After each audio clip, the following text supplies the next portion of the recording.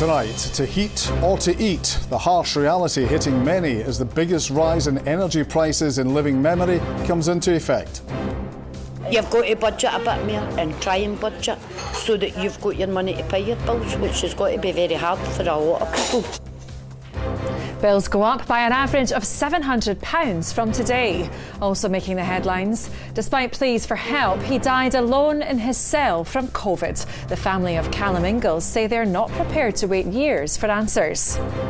Whatever processes and policies ADA will have in place, they need to be ripped up and rerun to prevent this sort of thing happening again. In sport, Kyogo is past fit for Sunday's Old Firm derby, while Alfredo Morelos is ruled out. And BATGIRL has flown, but there's a new blockbuster hitting the streets of Glasgow. I'm Emma Cameron in Edinburgh. And I'm John Mackay in Glasgow. This is the STV News at 6.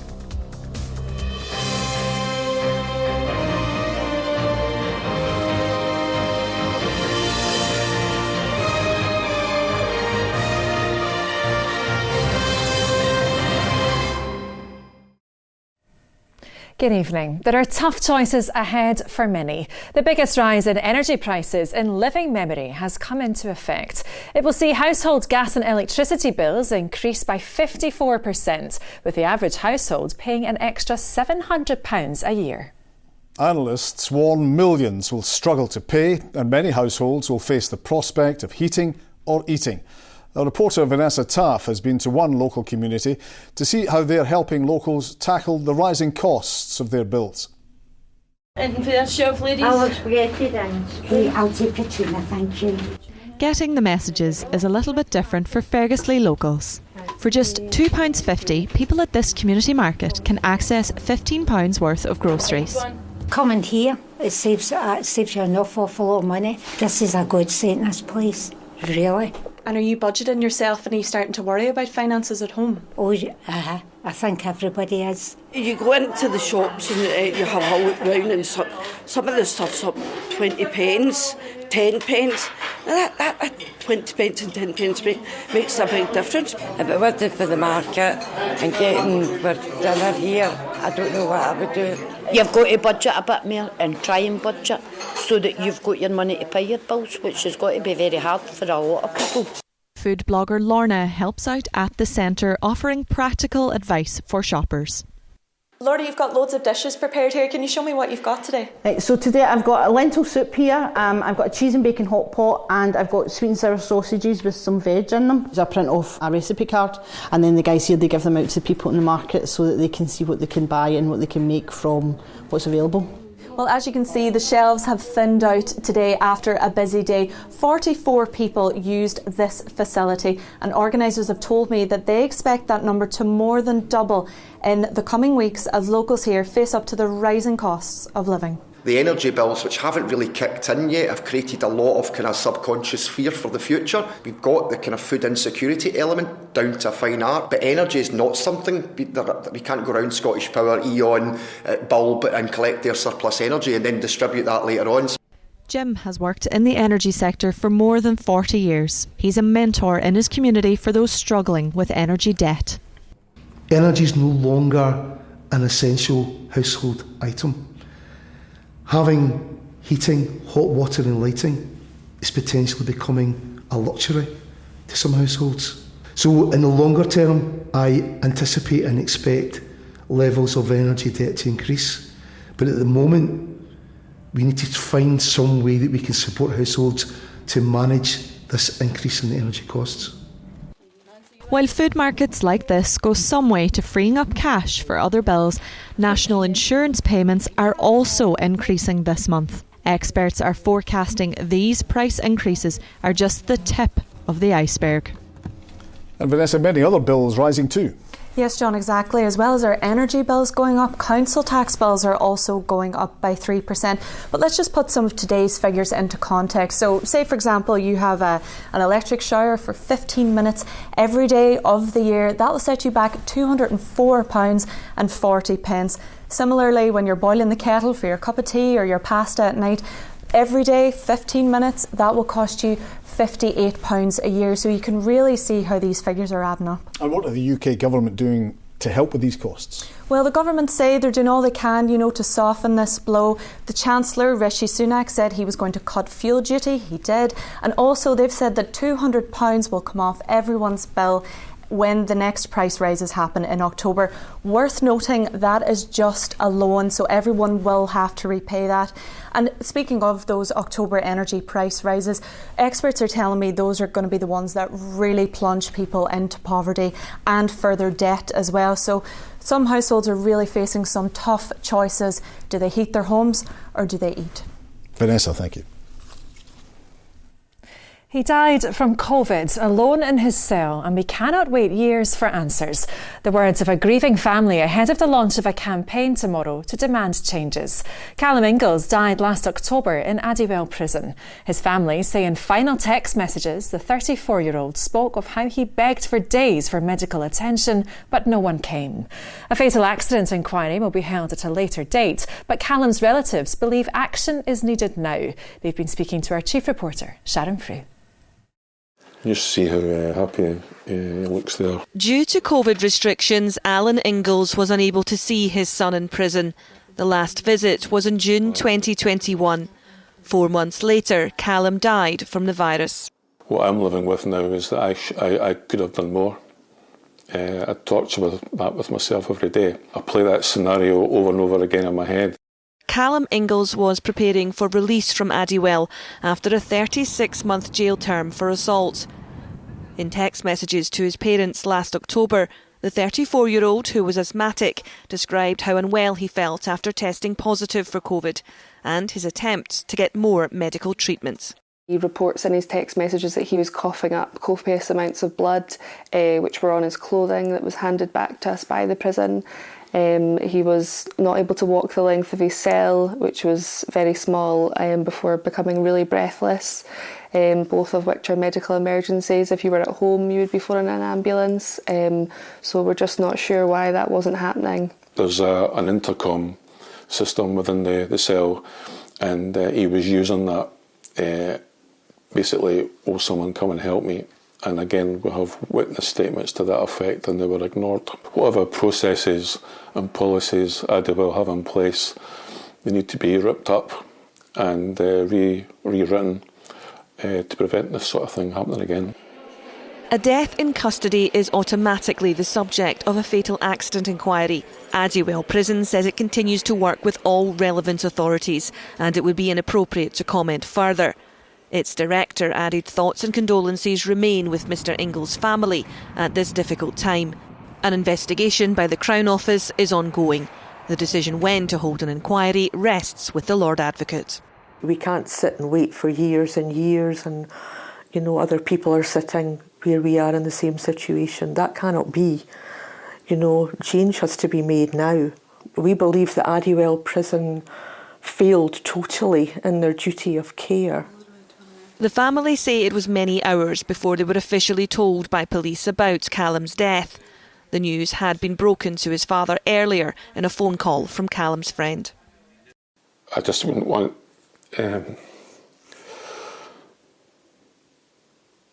any other parent to get that call.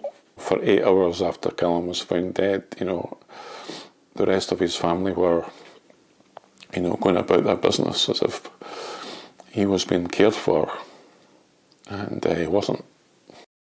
Tomorrow, friends and family will gather outside the Scottish Parliament to launch a campaign in Callum's name. The Scottish Government say it understands this desire for prompt answers and that the safe treatment of all those in custody is a key priority for Scotland's prisons. Sharon Frew, STV News. ScotRail is back under public ownership for the first time in 25 years. The service will be run by a new company owned by the Scottish Government. The previous operator, Abellio, had its contract ended early after criticism of its performance levels. Ministers say the new setup will increase accountability and deliver an improved service, although to begin with, timetables will remain the same. Our political correspondent Ewan Petrie reports. 25 years to the day since it was privatised, Scotland's railway is back in public hands. The initial focus is on continuity. Timetables are unchanged and most senior management remain in post. What is actually different about this setup? So we have a new owner in Scottish Rail Holdings and they're directly accountable to Scottish Government. Clearly we don't have to make a profit anymore, which we did under the previous arrangements, and we're really looking forward to building on the successes of the last few years to deliver an even better job for customers and taxpayers. A review of fares will take place in the coming months, with the results outlined before the end of the year. Beyond the removal of the Abellio name, passengers at first will see very little difference on board these trains. But ministers say the new service will be far more accountable, with MSPs able to demand updates on performances on key routes. The principle of public ownership and the public accountability that comes with that, obviously, is important. But this is very much about delivering a railway that meets the expectations of the travelling public. Given the delays in the costs and the ferries, why should the public have faith in you to run a rail service? The problems with the ferries are well documented and acknowledged. I don't think it is as simple as a read across from that. There are particular and in some respects quite unique challenges and problems there. We want to see investment in Scotland's railway. Unions welcomed the move, but with a warning. Our message to ScotRail and Transport Scotland and the Transport Secretary is crystal clear. Don't close any stations and don't close any booking offices, because the most vulnerable people within the society will be drastically affected as a result. Passenger numbers are rising again as we emerge from the pandemic. I think it'll make a big difference. I don't think it should ever have went private anyway. Steady maybe profits going to shareholders, that I think they'll be run services like other, mainly European countries, will be run for the benefit of the public, and that's how it should be. This is the start of a process. Its success will be judged by the practical changes over the coming years. Well, Ewan joins us now. So Ewan, what difference will this move to public ownership make? Well, Emma, on the surface, initially at least, very little difference, but that is quite deliberate to try to ensure a smooth transition over to this new setup, and it's only over time that we should begin to see any major changes kick in. When it comes to fares, well, they increased by almost 4% at the start of this year, so clearly the affordability will be one of the key issues that ministers will be looking to address in the coming months, particularly in the midst of that cost of living crisis we were hearing about earlier. On accountability, well, the Scottish Government has previously been drawn into disputes over disruption to services or pay, despite having no direct control over these areas. Today, that relationship has changed. Now ministers do have more scope to take direct action. No one, I believe, thinks that this is a silver bullet that will solve all of the railway's ills, but now the responsibility lies squarely with the Scottish Government to deliver. OK, Ewan, many thanks for that. From trains to ferries, and criminal and civil investigations have been launched into the decision by P&O to sack nearly 800 workers. The company was widely criticised for making the seafarers redundant without notice on the 17th of March. Our reporter Ollie Dickinson has been following the story for us. And Ollie, what's the latest? Well, John, we've all by now likely seen the video showing the moment that P&O bosses told 800 workers they were being sacked with immediate effect, and that decision sparked outrage. Today, the Business Secretary, Kwasi Kwarteng, said the Insolvency Service had started formal criminal and civil investigations into P&O, with the Insolvency Service themselves adding that they were looking into the circumstances surrounding the recent redundancies made by P&O ferries. And Ollie, what do we know about whether P&O did break the law? Well, interestingly, John, the company's chief executive, Peter Hebblethwaite, admitted to MPs that the company broke the law by not consulting with trade unions before sacking its staff. Now, P&O insists the company would not have survived without taking the action it did. But I think it's fair to say that that's a view that isn't gaining them much sympathy. Tonight, Holyrood's Net Zero Committee, who questioned Mr Hebblethwaite earlier this week, have described the company's actions as a flagrant breach of employment law, not to mention of the principles of basic common decency in any employer-employee relationship, which can only be described as shameless. Ollie, thank you for that. Other stories across Scotland, and Scotland has seen its first drop in COVID cases after 8 consecutive increases. 1 in 12 people are now thought to have the virus, which is slightly down from 1 in 11 last week. There were 41 further deaths and more than 2,000 people remain in hospital. Edinburgh Council have voted to ban lap dancing clubs. The city's regulatory committee voted to ban sexual entertainment clubs in the city from April next year by a majority of 5 to 4. A union representing lap dancers said it would take the council to court over the decision. Balmoral Castle is opening its doors to the public as part of the Queen's Platinum Jubilee celebrations. The artefacts on display are to showcase the connection between the Queen and Aberdeenshire. Families who've registered to have Ukrainian refugees move in with them are facing frustrating delays with the visa process. Applications for Homes for Ukraine opened 2 weeks ago, and 2 hosts from North Lanarkshire are telling of their difficulty getting their guests fleeing war to their new homes in Scotland.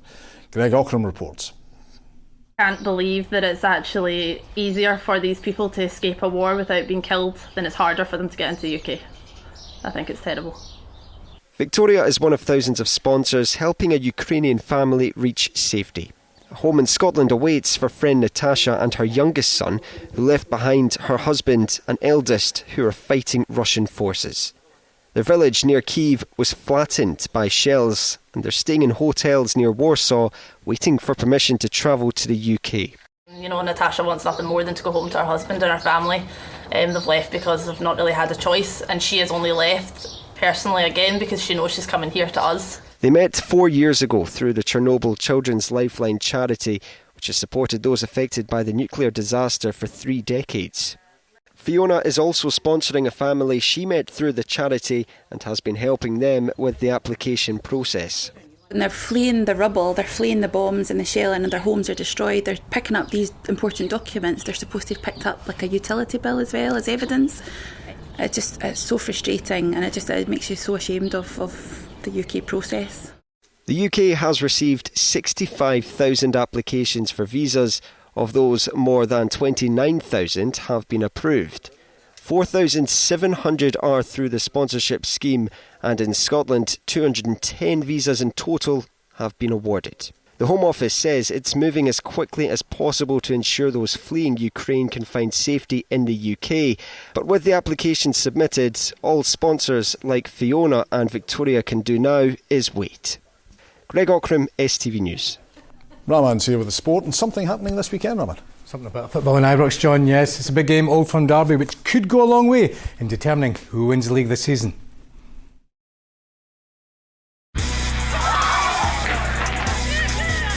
Get your fill of the action. STV Sport, sponsored by Papa John's Pizza. Good evening. Yes, less than 48 hours before Sunday's Old Firm derby, and while Celtic have received a boost, there's a blow for Rangers. Kyogo, who has been injured for 3 months, is fit. Alfredo Morelos has been ruled out. The striker's injury has been described as long-term by Giovanni van Bronckhorst.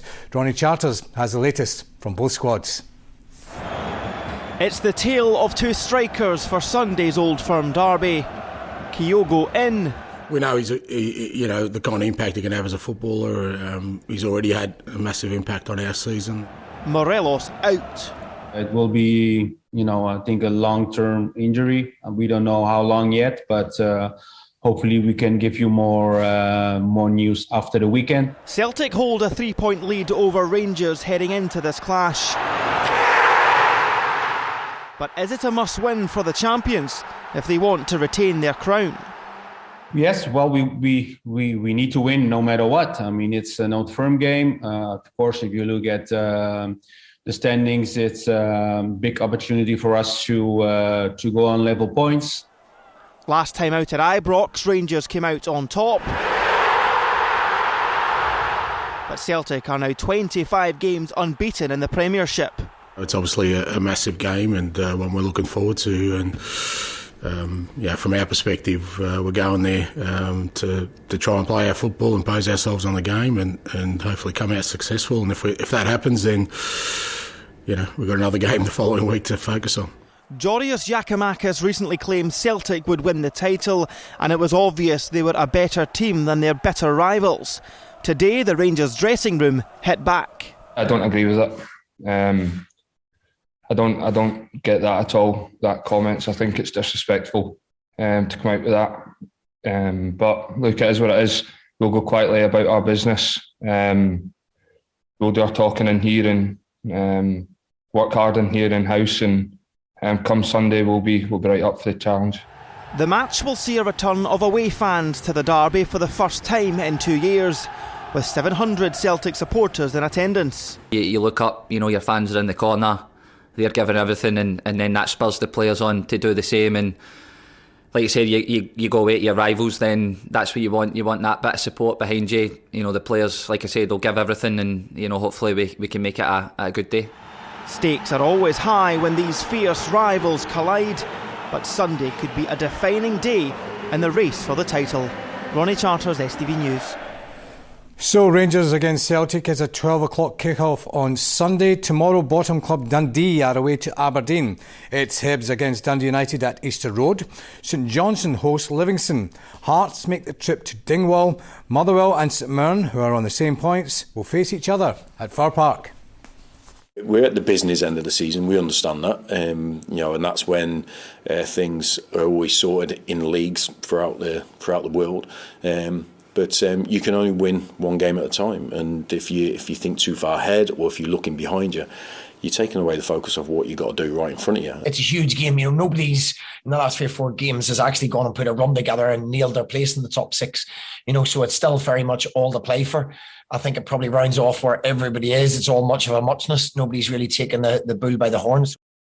Now, within the last few minutes, the draw for the World Cup has been made. If Scotland make it past Ukraine and Wales in the playoffs, they will face England in Qatar. Here are the teams that could be in Scotland's group. So it's Scotland, Ukraine or Wales, England, the USA and Iran. Love a game against England. Now, trainer Sandy Thompson is hoping he can land glory at the Scottish Grand National in Ayr tomorrow. Thompson has 2 horses running in the big race, the Ferry Master and Hill 16. The Borders trainer came second in the race last year. He and jockey Ryan Mania have their sights on going one better tomorrow. Final preparations ahead of the most prestigious race in the Scottish calendar. The Ferry Master and Hill 16 got one last go on the gallops. The next time they'll be jumping, it'll be for real in the Scottish Grand National. All sorts. This horse ran really well last week, and both horses are trained by Sandy Thompson. The Ferry Master obviously had a really good season last year, culminating in being 4th in the National. He's a really good preparation, really good run at Newcastle the other day. Hill 16, obviously he's going to carry top weight. We only bought him in May. He's had a great season, just beaten in the Beecher Chase. He jumps really well and he stays. I think they've both got very good chances, and we'll be very hopeful that that one of them could perhaps win. Fellow Scottish trainer Lucinda Russell won last year's Scottish National with Mighty Thunder. And Mighty Thunder has got to the front under Tom Scudamore, and the Scottish Grand National will stay on home soil. Mighty Thunder has won. It defeated another one of Thompson's horses, Dingle Dollar, into second place. Ryan Mania rode for Thompson that day. Tomorrow, Mania will take the reins on the Ferry Master. He's twice finished second in this race. How do you rate your chances of winning? I think he's got a great chance. I think he's got a nice weight. It's probably, with it being, it's the week before the Grand National this year, which usually 2 weeks after. So it's cut up to be, maybe he's not the strongest of races. It's certainly an easier race than it was last year. 2 near misses for you in this race? Yeah, 2012 and then last year. So that's I've finished second in it twice and very not beaten far for second, so a bit of seconditis in the Scottish National. So one day hopefully we can go one better. This Saturday? Well, hopefully. There will be a capacity crowd of 15,000 people at Ayr tomorrow. The race gets underway at 3:35 and you can watch it live on STV. Good luck if you're having a punt in the big race. That is all the sport for me tonight, folks. Have a great weekend. Get your fill of the action. STV Sport, sponsored by Papa John's Pizza. The weather from Philip. The outlook for the day is calm and settled.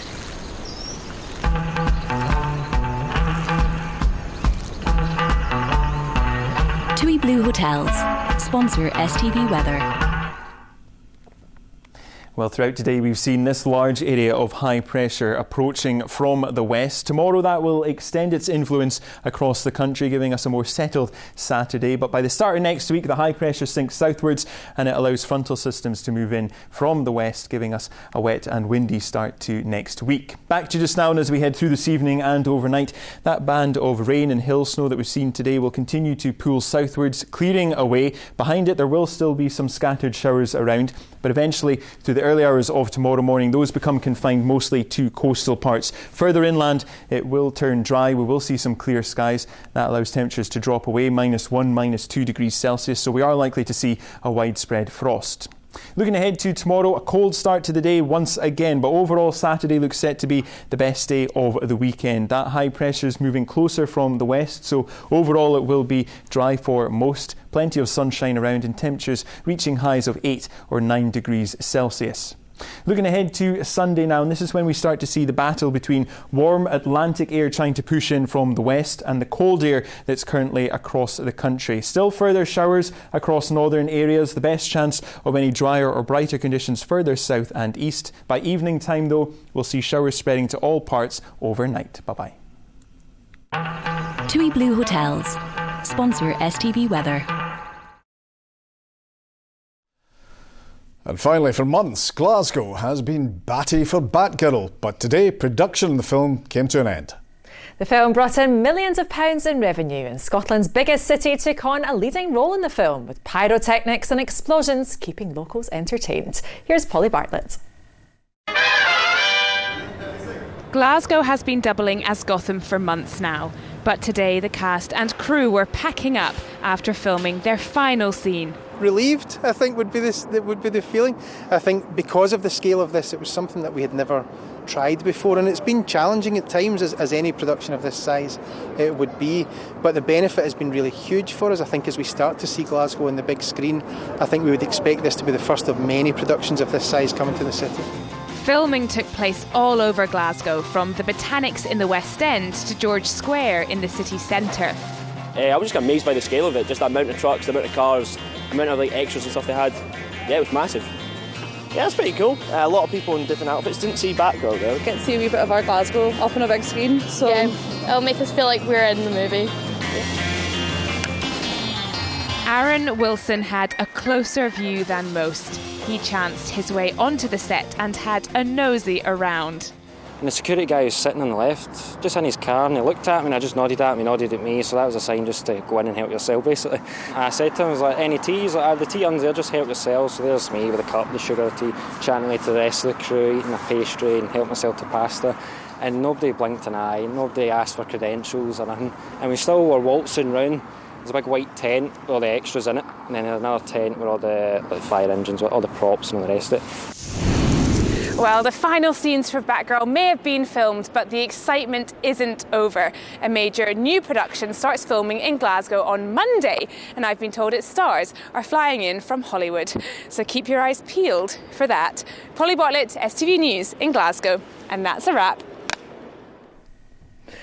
And it's a wrap from us too. The Late Bulletin is at 10:30. Hope you can join us then. We'll have bulletins throughout the weekend, but from all of us here, thanks for watching. Enjoy your weekend. Have a good night.